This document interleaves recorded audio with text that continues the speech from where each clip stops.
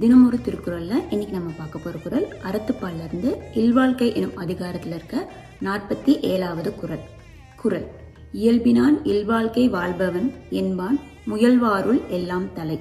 இதன் விளக்கம் என்ன அப்படின்னா, சில மனிதர்கள் இறைவனடி சேரணும், நம்ம நல் வாழ்வு வாழணும் அப்படிங்கிறதுக்காக இல்லற வாழ்க்கையை துறந்து தவம் அந்த மாதிரி கடுமையான விஷயங்களை செய்கிறார்கள்.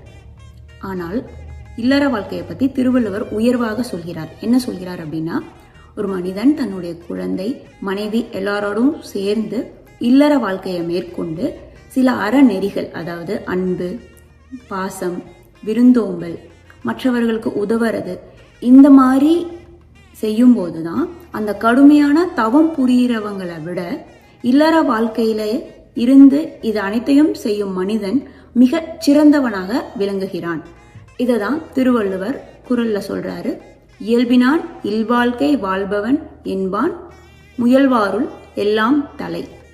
நன்றி.